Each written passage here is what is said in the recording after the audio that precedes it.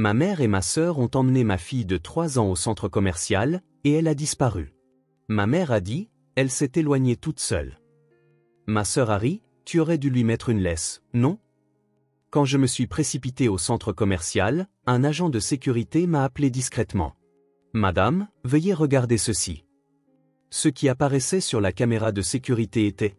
Avant de commencer l'histoire, n'oubliez pas de laisser un like et de vous abonner à la chaîne pour voir plus d'histoires comme celle-ci. Je m'appelle Lisa Taylor. Je suis graphiste indépendante. Je vis dans la banlieue de Columbus, en Ohio, avec mon mari David et notre fille de 3 ans, Emma. David est comptable dans un cabinet local, c'est un mari sérieux et bienveillant. Notre vie conjugale était paisible, et nous vivions confortablement, sans aucun souci. Emma est une petite fille vive et pleine d'énergie qui court partout dans la maison chaque jour. Quand elle se réveille le matin, la première chose qu'elle fait est de débouler dans mon bureau et de grimper sur mes genoux pendant que je travaille. C'est parfois un peu gênant, mais dès que ses petites mains touchent mon bras, je sens que je pourrais tout faire pour cet enfant. Un matin, je préparais le déjeuner d'Emma dans la cuisine. Tout en faisant des sandwichs, j'ai appelé Emma. Elle regardait un livre d'images dans le salon, mais en entendant ma voix, elle est arrivée en trottinant. Quand je lui ai dit que le déjeuner était prêt, les yeux d'Emma se sont illuminés et elle m'a demandé si nous allions chez Mamie aujourd'hui. C'est exact. Mamie et Tati Claire vont jouer avec toi, ai-je répondu. Et Emma a tapé des mains de joie. Ma mère, Barbara, vit à environ 20 minutes en voiture. Ma sœur cadette, Claire, est célibataire et vit avec maman. Notre famille se réunissait souvent chez ma mère le week-end pour partager des repas. En apparence, nous étions une famille très unie. Pas plus tard que le week-end dernier, nous étions allés chez maman. Elle nous avait régalé de ses spécialités. Emma, comme tu as grandi, avait dit maman, ses yeux se plissant de joie. Claire avait aussi pris Emma dans ses bras en disant, qu'elle est mignonne. Je vais jouer avec toi, un sourire aux lèvres. Vous nous aidez toujours tellement. Merci, avais-je dit. Et ma mère et Claire avaient répondu, bien sûr. Pour moi, ma mère et ma sœur étaient des personnes sur qui je pouvais compter. Je n'avais aucun doute sur le fait qu'elles s'occuperaient bien d'Emma. Puis, ce samedi matin-là, maman a appelé. Et si on emmenait Emma au centre commercial aujourd'hui, a-t-elle suggéré. Claire viendra aussi. Tu as du travail, Lisa, a-t-elle poursuivi. C'était vrai. J'avais une date limite pour un projet de design client le lundi. Je devais me concentrer et le terminer pendant le week-end. L'offre de ma mère était, honnêtement, un soulagement. David devait aussi travailler ce samedi et serait absent toute la matinée. Je n'avais pas le temps de sortir Emma, et il était difficile de travailler à la maison en la surveillant. Pourrais-tu faire ça pour moi? Ai-je demandé à maman. Bien sûr, laisse-moi faire, a-t-elle accepté sans hésiter. Vers 10 heures, maman et Claire sont arrivées en voiture pour la chercher. Emma sautillait déjà près de la porte d'entrée, incapable de contenir son excitation. Emma, amuse-toi bien avec mamie et Tati Claire, ai-je lancé à ma fille. Emma a répondu joyeusement, d'accord, maman. Bon courage pour ton travail. Maman m'a rassuré, ne t'inquiète pas. Je la surveillerai bien. Claire a également dit avec un sourire, laisse-nous faire, grande sœur. J'ai installé Emma dans la voiture et attaché sa ceinture de sécurité. Emma me faisait signe depuis la vitre arrière. Soyez prudente. Appelez-moi s'il y a quoi que ce soit, ai-je insisté. Tout ira bien. Nous serons de retour en soirée, a répondu maman depuis le siège conducteur. En regardant la voiture s'éloigner tranquillement, j'ai poussé un soupir de soulagement. Maintenant, je pouvais me concentrer sur mon travail. Je suis rentré et me suis dirigé directement vers mon bureau. Des ébauches de design inachevées étaient étalées sur ma table. J'ai pris une gorgée de café et saisi ma souris. Les révisions du logo demandé par le client ont pris plus de temps que prévu. Ajuster l'équilibre des couleurs, changer les polices, vérifier l'aperçu encore et encore. Pendant que j'étais concentré, la matinée a filé à toute allure. À 11 heures, j'avais une visioconférence de prévue avec le client. Je me suis assise devant mon ordinateur et j'ai vérifié la caméra et le micro. La réunion s'est bien déroulée. Le client était satisfait de ma proposition et nous avons décidé de la direction finale du design. Je respecterai facilement la date butoir de lundi. Après la réunion, je suis descendu me faire un café, me sentant un peu soulagé. En buvant mon café dans la cuisine, j'ai consulté mon téléphone. Il y avait un message de David. « Emma est sortie avec ta mère et les autres aujourd'hui, c'est ça ?» disait-il. « C'est ça. Au centre commercial, ai-je répondu. La réponse de David est arrivée immédiatement, alors on pourra dîner tranquillement tous les deux ce soir. Ça fait un moment, n'est-ce pas? Ai-je répondu. Nous avions été si occupés par le travail ces derniers temps que nous n'avions pas eu de temps seuls tous les deux. Ce soir serait peut-être la première fois depuis longtemps que nous pourrions vraiment discuter. Le travail s'est bien passé l'après-midi aussi. J'ai peaufiné les détails du design, ajusté les couleurs et enregistré le fichier. Sans que je m'en rende compte, il était plus de 17 heures. Par la fenêtre, il commençait déjà à faire sombre. Maman et les autres devraient bientôt rentrer. Nous serons de retour en soirée, avait dit maman. J'ai interrompu mon travail et pris mon téléphone. Toujours pas de nouvelles de maman. Même à 18 heures, il n'y avait aucune nouvelle. Commençant à m'inquiéter, j'ai appelé ma mère. Le téléphone a sonné, mais elle n'a pas répondu. Il a basculé sur la messagerie vocale. C'est étrange, me suis-je dit en penchant la tête. Peut-être qu'elles étaient encore en voiture et qu'elles n'avaient pas remarqué le téléphone. C'est ce que je me suis dit en retournant à mon bureau, mais je n'arrivais pas à me concentrer. En regardant l'horloge, il était 18h30. J'ai rappelé maman. Cette fois encore, le téléphone a sonné dans le vide. J'ai aussi essayé d'appeler Claire. Même chose, aucune connexion. L'anxiété a commencé à monter en moi. Était-il arrivé quelque chose? Avait-elle eu un accident? Des pensées sombres me traversaient l'esprit. C'est alors que j'ai entendu la porte d'entrée s'ouvrir. David était rentré. J'ai entendu sa voix crier « Je suis rentré ». J'ai dévalé les escaliers pour rejoindre mon mari. « Bon retour », ai-je dit, et David a remarqué mon expression. « Qu'est-ce qui ne va pas? Elles ne sont pas encore rentrées ?» a-t-il demandé. « C'est ça, et je n'arrive pas à les joindre », ai-je exprimé mon angoisse. David a froncé les sourcils aussi. « C'est bizarre », a-t-il dit, et il a essayé d'appeler maman lui-même, mais toujours sans succès. Nous nous sommes assis ensemble dans le salon, fixant nos téléphones. L'horloge indiquait 19 heures. 2 heures s'étaient déjà écoulées depuis l'heure promise. David m'a serré la main et a essayé de me réconforter en disant « Elles sont probablement juste coincées dans les embouteillages ». Mais mon anxiété ne s'est pas dissipée. Elle devrait au moins pouvoir passer un coup de fil. Pourquoi ne nous contacte-t-elle pas? Est-ce qu'Emma allait bien? Plus j'y pensais, plus ma poitrine se serrait.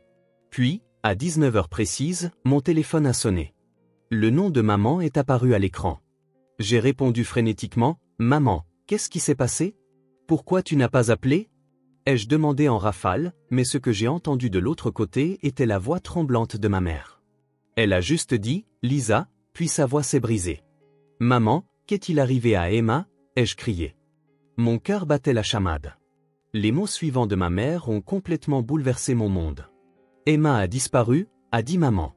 Au début, je ne comprenais pas ce qu'on me disait. « Quoi? Qu'est-ce que tu veux dire ?» ai-je redemandé.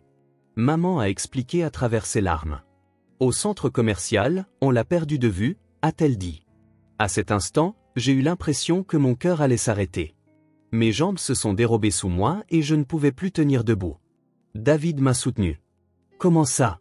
Comment ça, Emma a disparu? Ai-je hurlé. Maman a commencé à expliquer plus en détail.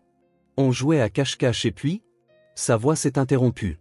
Je pouvais aussi entendre la voix de Claire en arrière-plan. Je suis désolé. Je suis tellement désolé. Ma sœur pleurait aussi.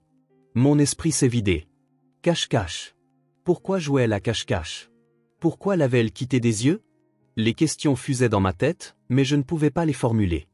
Où êtes-vous maintenant? J'arrive tout de suite, ai-je finalement réussi à articuler. Nous sommes au bureau de la sécurité du centre commercial. La police est là aussi, a répondu maman. La police. Ce mot a résonné à mes oreilles. C'était assez grave pour que la police soit là. Emma avait vraiment disparu.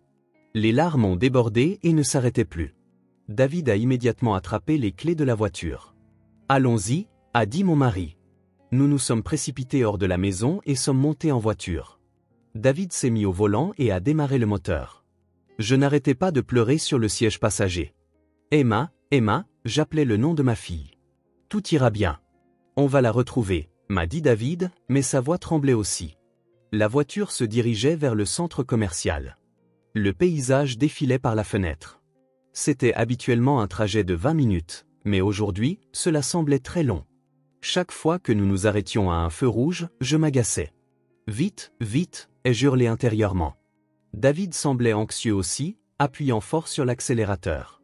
Le visage souriant d'Emma m'est revenu en mémoire, sa petite silhouette me faisant signe depuis la vitre de la voiture ce matin, sa voix disant « Bon courage pour ton travail, maman ». À ce moment-là, je n'avais ressenti aucune anxiété. J'avais fait confiance à maman et à Claire. Je n'aurais jamais imaginé qu'une telle chose puisse arriver. Un sentiment de culpabilité m'a envahi. Si je ne l'avais pas laissé partir, cela ne serait pas arrivé. Le travail n'avait aucune importance. J'aurais dû garder Emma sous mes yeux. À 19h45, nous sommes arrivés au centre commercial. Plusieurs véhicules de police étaient garés sur le parking. Les gyrophares rouges et bleus clignotaient, illuminant les environs. Je n'avais jamais vu une telle scène. Je n'aurais jamais imaginé être impliqué avec la police de cette manière. Nous nous sommes garés et nous nous sommes précipités à l'intérieur du bâtiment. Un agent de sécurité se tenait à l'entrée. « Êtes-vous Madame Taylor » nous a-t-il demandé. « Oui » ai-je répondu, et il a dit « Par ici, s'il vous plaît », nous guidant vers le bureau de la sécurité. En marchant dans le couloir, mes jambes tremblaient.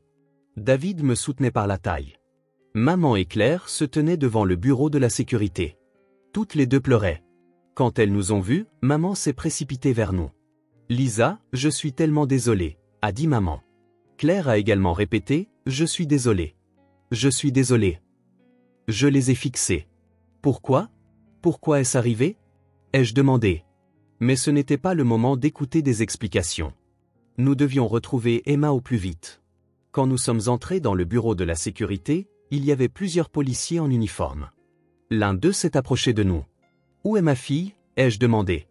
L'officier a répondu « Nous fouillons actuellement tout le centre commercial et nous avons également déployé des chiens policiers. » Des chiens policiers. Avec ces mots, j'ai réalisé une fois de plus la gravité de la situation. Maman et Claire ont recommencé à expliquer. « Nous étions au rayon des jouets au 3e étage, » a dit maman. Emma a dit qu'elle voulait jouer à cache-cache. Claire a continué, « C'était mon tour de compter, j'ai fermé les yeux, mais j'ai eu beau chercher, je ne l'ai pas trouvé, » a dit ma sœur en larmes. « Pourquoi ? Pourquoi l'avez-vous quitté des yeux ?» ai-je hurlé. David m'a serré dans ses bras et a dit, « Calme-toi. » Mais il n'y avait aucun moyen que je puisse me calmer. Ma fille avait disparu. Je ne savais pas où elle était. Quelqu'un aurait pu l'enlever. Rien que cette pensée faisait trembler mon corps. « Emma ! Emma !» ai-je crié.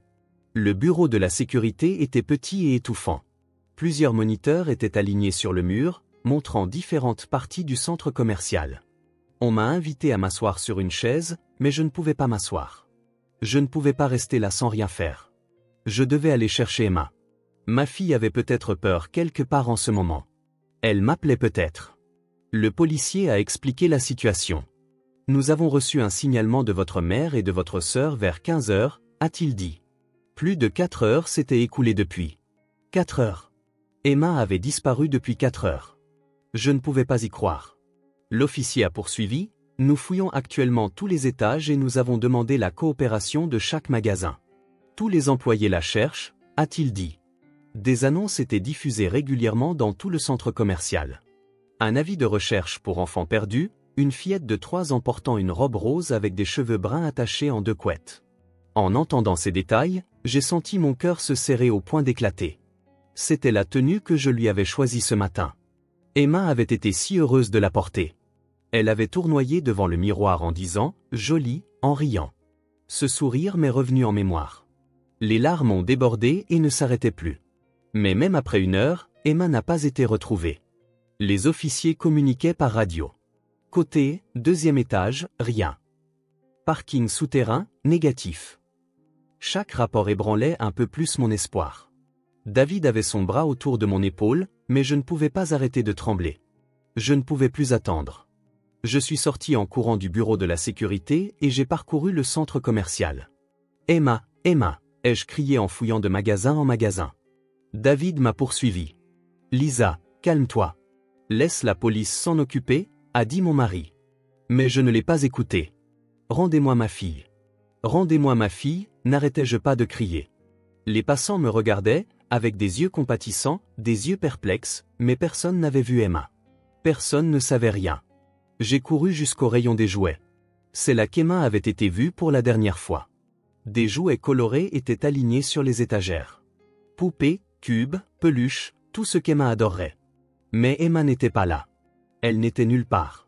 Je suis tombé à genoux sur le sol. Emma, où es-tu? Maman est là, ai-je articulé. Les gens autour de moi semblaient inquiets. Un agent de sécurité s'est précipité et a dit doucement, Madame, retournons au bureau de la sécurité.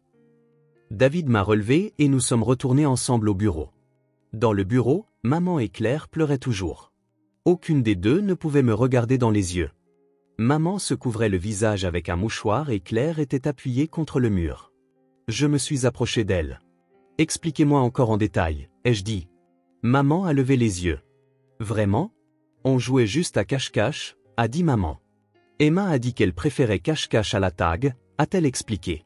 Claire a continué, je comptais jusqu'à 10, puis j'ai commencé à chercher, a expliqué ma sœur. Mais je n'ai pas trouvé Emma. Au début, j'ai cru qu'elle se cachait juste très bien, a-t-elle dit. Combien de temps avez-vous cherché? Ai-je demandé. Environ 10 minutes ou peut-être plus, a répondu vaguement Claire. Et toi, maman, qu'est-ce que tu faisais pendant ce temps? Ai-je demandé à ma mère. Maman a dit, je cherchais aussi, mais comme on ne la trouvait pas, on a contacté la sécurité. Plus j'en entendais, moins je comprenais. Pourquoi l'avait-elle quittée des yeux si longtemps? Pourquoi n'avait-elle pas contacté la police plus tôt? Vers 21h, un agent de sécurité est entré dans le bureau. C'était le chef de la sécurité. Il m'a regardé et a dit, Madame Taylor, je dois vous parler. Pourriez-vous venir par ici? Je me suis levé. Vous avez trouvé quelque chose? Ai-je demandé. L'expression du chef de la sécurité s'est assombrie et il a dit, nous avons examiné les images des caméras de surveillance. J'aimerais que seul vous et votre mari les voyiez. Pourquoi? Qui a-t-il dessus? Ai-je demandé. Le chef de la sécurité a répondu avec une expression sérieuse, il vaut mieux que vous voyiez par vous-même. David s'est également levé et m'a pris la main. Nous avons suivi le chef de la sécurité. Maman et Claire ont crié, qu'est-ce qui se passe? Mais le chef de la sécurité les a arrêtés en disant, veuillez attendre ici. On nous a conduits dans une autre pièce. C'était une salle de surveillance. Un mur entier était tapissé de moniteurs et plusieurs gardes de sécurité étaient assis à regarder les écrans. Plusieurs policiers étaient également présents. On nous a offert des chaises et David et moi nous sommes assis. Le chef de la sécurité a manipulé le clavier et a affiché des images sur un moniteur. Ce sont les images du rayon des jouets au 3e étage, a-t-il expliqué. L'écran montrait le rayon des jouets. L'horodatage indiquait 14h35. Là, maman, Claire et Emma sont apparues. C'était Emma. Ma fille était à l'écran. Emma courait joyeusement. Elle prenait des jouets et les montrait à maman. Maman souriait et hochait la tête. C'était une scène paisible. J'étais rivé à l'écran. Les images continuaient. 14h42 Claire a pris la main d'Emma. Emma semblait un peu confuse, mais a suivi Claire. Elles ont quitté le rayon des jouets. Maman suivait derrière. Où vont-elles? Ai-je murmuré. Le chef de la sécurité a pointé silencieusement l'écran. Claire, Emma et maman ont quitté la zone des jouets et sont entrés dans un couloir désert. Il y avait une porte portant l'inscription « Réservée au personnel ». Claire a pris Emma dans ses bras. Emma a penché la tête. C'était comme si elle demandait « Où allons-nous » Maman vérifiait les environs. Elle a regardé autour d'elle pour s'assurer que personne n'était là. Et puis, l'instant d'après, Claire a ouvert la porte du personnel et est entrée, tenant toujours Emma. Maman a immédiatement suivi. La porte s'est refermée. Elles deux avaient emmené Emma loin du rayon des jouets et avaient disparu. J'étais sans voix. Qu'est-ce que c'est? Ai-je demandé d'une voix tremblante. David a eu un hoquet de surprise. Regardez encore un peu, a dit le chef de la sécurité, passant à d'autres images. Cette fois, c'étaient les images du parking. L'horodatage indiquait 14h50. L'écran montrait le parking. Une voiture y était garée. C'était une voiture familière. C'était la voiture de maman. De la sortie du personnel, Claire et maman sont apparues. Claire tenait Emma. Emma avait toujours l'air confuse, ne comprenant pas ce qui se passait. Claire a mis Emma sur la banquette arrière de la voiture. Maman s'est installée au volant. Lorsque le moteur a démarré, la voiture s'est lentement éloignée. L'écran s'est figé. Le silence régnait dans la pièce. Mon esprit était en plein chaos. Je ne pouvais pas croire ce que je venais de voir. Maman et Claire avaient emmené Emma. Ce n'était pas un jeu de cache-cache. Elle ne l'avait pas perdue de vue. Elles avaient intentionnellement emmené Emma. Qu'est-ce que cela signifie? Ai-je redemandé. Ma voix tremblait. Un des policiers a pris la parole. Je suis désolé, mais il est fort probable qu'il s'agisse d'un enlèvement, a-t-il dit. Enlèvement? Ce mot a transpercé mes oreilles. Maman et Claire avaient enlevé Emma. Ma propre mère et ma propre sœur. Je ne pouvais pas y croire. Je ne voulais pas y croire. Pourquoi? Pourquoi ferait-elle ça? Ai-je crié. David m'a serré fort contre lui. Je me suis effondré en larmes contre la poitrine de mon mari. L'image d'Emma sur l'écran ne quittait pas mon esprit. Emma, tenue par Claire, avec une expression confuse. À quoi ma fille avait-elle pensé à ce moment-là? Avait-elle eu peur? Avait-elle appelé maman? Le policier a dit, nous allons maintenant interroger votre mère et votre sœur. Elles attendaient dans une autre pièce. J'ai levé les yeux. J'y vais avec vous, ai-je dit. L'officier a hésité. Je comprends ce que vous ressentez, mais je n'ai pas cédé. Il s'agit de ma fille. J'ai le droit d'entendre ça, ai-je insisté. J'y vais aussi, a dit David. Les officiers se sont regardés et ont finalement accepté. Cependant, c'est la police qui mène l'interrogatoire. Vous deux, vous observez seulement, ont-ils posé comme condition. J'ai hoché la tête. On nous a conduits dans une autre pièce. Maman et Claire y étaient assises. Toutes les deux avaient l'air anxieuses. Quand nous sommes entrés, maman s'est levée. Lisa, a-t-elle appelé, mais je n'ai rien dit. Je l'ai juste regardée avec des yeux froids. Le policier a montré à maman et Claire les images de la caméra de surveillance. Les deux ont regardé l'écran et sont devenus pâles. Il n'y avait rien à nier. Les preuves étaient claires. Claire s'est effondrée la première. Je suis désolée, a-t-elle dit d'une petite voix. Maman s'est aussi couvert le visage et a dit, c'est ma faute. Tout est de ma faute. L'officier a demandé calmement, où est Emma maintenant? Un silence pesant s'est installé dans la pièce. Claire a levé les yeux et a répondu d'une voix tremblante, Emma est chez moi. En entendant ces mots, mes forces m'ont abandonné. Elle était vivante. Emma était vivante. Au moins, elle était en sécurité. Mais en même temps, une nouvelle colère a surgi en moi. Pourquoi avez-vous fait ça? Ai-je crié. L'officier a essayé de me retenir, mais je ne me suis pas arrêté. Pourquoi avez-vous pris ma fille? Ai-je exigé. Claire a dit à travers ses larmes, Ses mots se sont étranglés. L'officier a redemandé, dites-nous pourquoi. Claire a pris une profonde inspiration et a commencé à parler. Je suis un traitement pour l'infertilité depuis 7 ans, a avoué ma sœur. 3 cycles de FIV, 2 fausses couches. La voix de ma sœur tremblait. J'avais atteint mes limites, a-t-elle poursuivi. J'entendais cela pour la première fois. Que ma sœur portait une telle souffrance depuis 7 ans. Mais cela n'excusait pas ce qu'elle avait fait. Ma sœur a continué, toi, tu as eu une fille sans aucune difficulté. Chaque jour, j'étais désespéré. Chaque fois que je voyais Emma, mon cœur se déchirait, a dit Claire. À ces mots, j'ai eu le souffle coupé. C'était vrai que j'avais eu de la chance. J'étais tombée enceinte tout de suite et j'avais eu Emma sans aucun problème, mais je n'avais aucune idée que ma sœur ressentait cela. Alors, tu as enlevé ma fille, ai-je dit froidement. Claire a baissé les yeux. Au début, je voulais juste t'inquiéter. Je comptais la cacher juste quelques heures. Te faire goûter à la peur de perdre un enfant, a-t-elle dit. La colère a explosé en moi. Qu'est-ce que tu racontes? Ai-je hurlé. Tu te rends compte de la cruauté de tes propos? Ai-je crié. David m'a attrapé par l'épaule. Calme-toi, a dit mon mari. Mais il n'y avait aucun moyen que je puisse me calmer. Claire continuait de pleurer. Mais ensuite la police est arrivée et je ne pouvais plus la ramener, a dit ma sœur. Ne pouvais plus la ramener. Cela signifiait-il qu'elle avait réellement eu l'intention de la rendre? Je ne pouvais pas y croire. Pendant 3 jours, nous avions tellement souffert. Emma avait eu si peur. L'officier s'est tourné vers maman.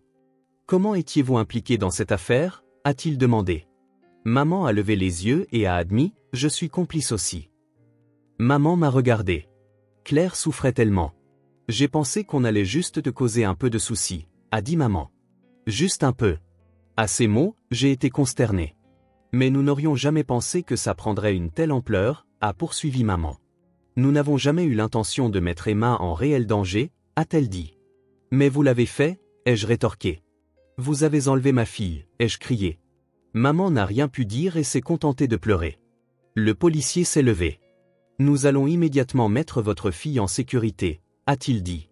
Après avoir confirmé l'adresse du domicile de Claire, les policiers ont quitté la pièce. David et moi les avons suivis. Je ne pouvais plus regarder les visages de maman et de Claire. J'entendais leurs pleurs derrière nous, mais je ne me suis pas retourné. Nous sommes montés dans une voiture de patrouille et nous nous sommes dirigés vers la maison de Claire. La sirène n'était pas allumée, mais nous roulions vite. Dans la voiture, je n'arrêtais pas de prier. S'il vous plaît, faites qu'Emma soit en sécurité. S'il vous plaît, faites qu'elle ne soit pas blessée. S'il vous plaît, faites qu'elle n'ait pas eu peur. David m'a serré la main. C'est bon. On va la voir bientôt, a dit mon mari. En environ 15 minutes, nous sommes arrivés chez Claire. C'était une maison familière. La maison où vivaient maman et ma sœur. J'y étais venu de nombreuses fois. Nous y avions partagé des repas de famille. J'y avais amené Emma pour jouer. Et dans cette maison, Emma avait été cachée. Je ne pouvais pas y croire. Les policiers ont ouvert la porte et sont entrés. David et moi avons suivi. Emma, ai-je appelé. Salon, cuisine. Elle n'était nulle part. Les officiers sont montés à l'étage. J'ai couru aussi. Chambre, bureau, et la chambre tout au fond. La chambre de Claire. L'officier a ouvert le placard. Là, Emma était là, endormie, enroulée dans une couverture. Emma, je me suis précipité vers ma fille. J'ai pris Emma dans mes bras. Ma fille s'est réveillée et a dit « Maman ». Et puis elle s'est accrochée à mon cou. « Emma, Emma ». Je n'arrêtais pas de répéter le nom de ma fille. Elle était en sécurité. Elle n'était pas blessée. Selon la police qui l'a examinée, elle avait aussi été nourrie. Physiquement, il ne semblait pas y avoir de problème. Mais quelle blessure avait été laissée dans le cœur d'Emma? Ça, je ne pouvais pas encore le savoir. « Maman, j'ai eu peur », a dit Emma d'une petite voix. J'ai serré ma fille très fort contre moi. C'est fini maintenant. Maman est là, ai-je murmuré. David s'est aussi approché et a caressé la tête de notre fille. Dieu merci, a dit mon mari. Un policier nous a parlé. Veuillez la faire examiner à l'hôpital ce soir, a-t-il dit. J'ai hoché la tête. Tenant toujours fermement Emma, j'ai quitté la maison. Plusieurs voitures de patrouille étaient garées à l'extérieur. Les voisins regardaient, mais je m'en fichais. Emma était en sécurité. C'était tout ce qui comptait. Dans la voiture en direction de l'hôpital, Emma a dit « Tati pleurait ». Pourquoi elle pleurait? A demandé ma fille. J'ai eu du mal à trouver une réponse. C'est compliqué, ma chérie, fut tout ce que je pus dire. David a doucement caressé la tête de notre fille. L'examen à l'hôpital s'est bien passé. Emma n'avait aucune blessure externe visible et son état nutritionnel n'était pas mauvais. Cependant, le médecin a dit qu'elle aurait besoin d'un suivi psychologique. Un suivi thérapeutique était recommandé. J'ai accepté. Je devais protéger le cœur d'Emma. Nous sommes rentrés tard dans la nuit. Emma s'était endormie dans la voiture. David a porté notre fille et l'a mise au lit. Je me suis assise à côté d'Emma et j'ai contemplé le visage endormi de ma fille. Même si elle était si proche, je n'arrivais toujours pas à y croire. Il faudrait du temps pour vraiment sentir qu'elle était réellement revenue. Le lendemain, la police nous a contactés. Ma mère et Claire avaient été arrêtées pour enlèvement.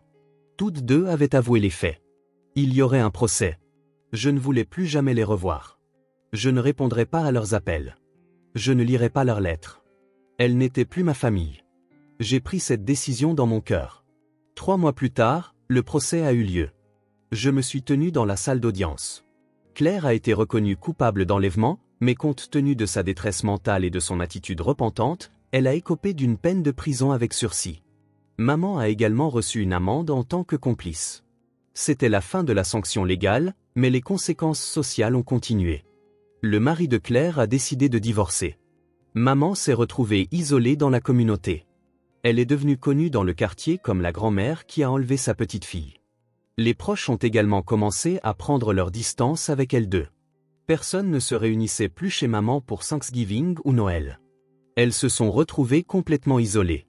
J'ai décidé que je ne reverrais plus jamais ma mère ni ma sœur. Quand elles appelaient, je ne répondais pas.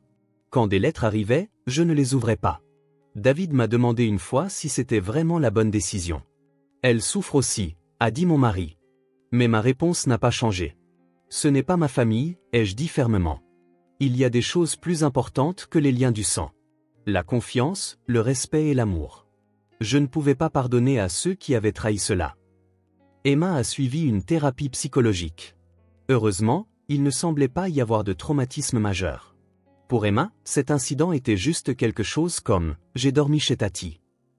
Mais parfois, elle demandait « où est Mamie ?» Chaque fois, je ne savais pas quoi répondre. « Mamie est partie très loin » était tout ce que je pouvais dire. 5 ans ont passé. Un jour, il y avait une lettre dans la boîte aux lettres. En voyant l'expéditeur, ma main s'est arrêtée. C'était de Claire. Une lettre de ma sœur avec qui je n'avais eu aucun contact depuis 5 ans. Après avoir hésité, je l'ai ouverte. La lettre disait « Je suis sincèrement désolé pour ce qui s'est passé à l'époque ». Et elle continuait « J'ai adopté un enfant et je suis devenue mère ». Elle avait abandonné les traitements pour l'infertilité et choisi l'adoption. Maintenant, j'ai un fils que j'aime. Claire écrivait « Ce que je vous ai fait ne sera jamais excusé, mais je prie pour le jour où vous pourriez me pardonner », concluait la lettre. Je me suis assise sur le canapé, tenant toujours la lettre. « Tu ne vas pas répondre ?» a demandé David. « Je ne sais pas » fut ma seule réponse. « Devrais-je lui pardonner ? Ne devais-je pas la pardonner ? » La réponse ne venait pas facilement. Emma avait eu 8 ans. Elle grandissait, vive et en bonne santé. Elle s'était fait beaucoup d'amis à l'école et semblait profiter de chaque jour. Un jour, Emma est rentrée de l'école et a dit « Maman, Tati a eu un bébé ».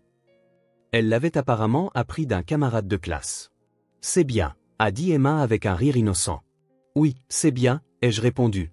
Des sentiments complexes tourbillonnaient en moi. Claire était devenue mère.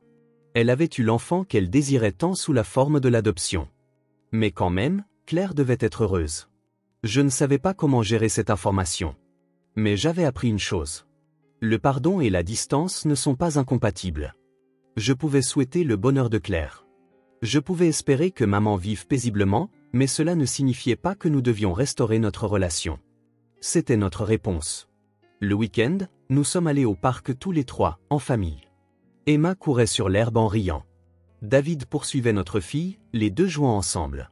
Je me suis assise sur un banc en regardant cette scène. C'était notre famille. J'étais convaincu qu'une vraie famille n'est pas une question de lien du sang, mais de respect et de protection mutuelle. David s'est assis à côté de moi et m'a pris la main. Sans rien dire, nous avons regardé notre fille jouer.